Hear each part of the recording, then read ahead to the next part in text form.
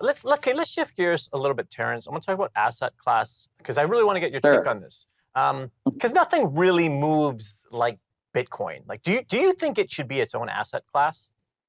Yes, it's the only asset that we have in the world right now that can credibly be an alternative to the US dollar, the world's reserve currency someday. And it's better because it's harder to censor and harder to confiscate.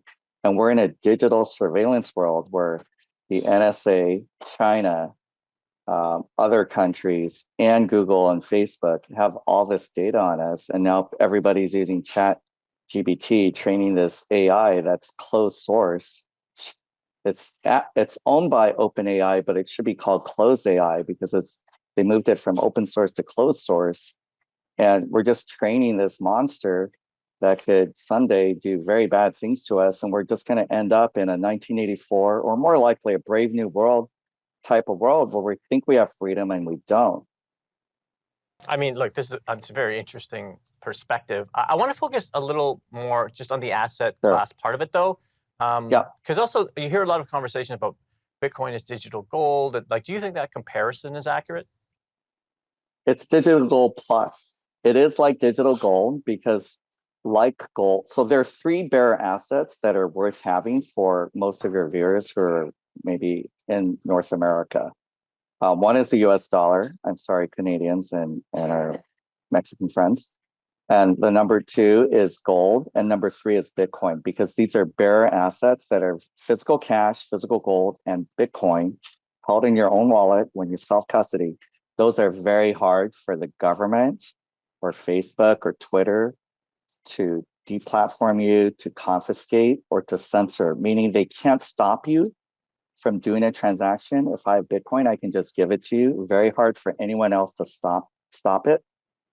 So the transactions are hard to stop and it's hard to take away. Once I give you my Bitcoin, you have it and you can keep it. And because it's digital, you could be in China, or I could be in China sending you Bitcoin.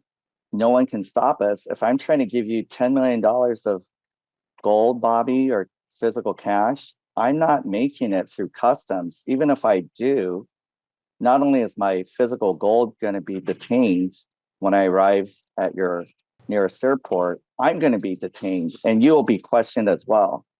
So the great thing about Bitcoin in an increasingly surveillance state is that as an asset class, it is like gold, but it's better because it's harder to confiscate and harder to censor. Well, look, And you Terrence, can build on top of it. So that's why as a digital asset class, I think you could say it's a good bearer asset if you want to have a bearer asset class for hard assets like gold and Bitcoin. That's fine. okay, well let's get into a bit of a comparison. And I Sure. will say, like, if we do get detained, it'll be because we're wearing the same shirt. Have you noticed that? What's happening? I did get your email Exactly. from your Did you producers get the to memo? wear a Come blue on, shirt. Yeah, I come got the memo. on. Okay, so I mean, look, we're having some fun, but like again, let's Sure. stick with the asset classes because it is interesting too because people are Yeah. investing in all these things, and you hear it all the time, right? The mainstream media, they don't really understand the difference. They're always interchangeably referring to crypto as Bitcoin, all these things, right? So from an Yes. asset All the perspective, time. like Mhm. how would you differentiate between Bitcoin and cryptocurrency? The key difference is Bitcoin is uniquely valuable. It solves the problem of currency debasement and incessant money printing by the Fed and other central banks.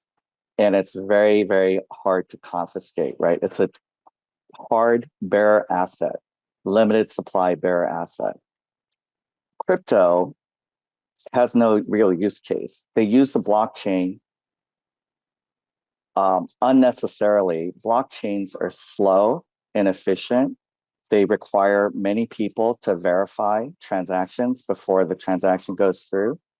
And so you have all these scammers promoting crypto, none of which have enduring value. None of them have a real use case other than scamming people through coins, launching baby coins through Ethereum or Solana or whatever the heck. And they're terrible. So crypto is in the same camp as gambling or the lottery or scams like snake oil, Bitcoin Well, Terrence, is tell me what you better really than feel. gold. You keep holding back like this whole interview. Look, we're gonna go to I break. was told to be tame. No, I appreciate it, Terrence. You're so much fun. We got Terrence Thank Yang you. here on the Daily Drop.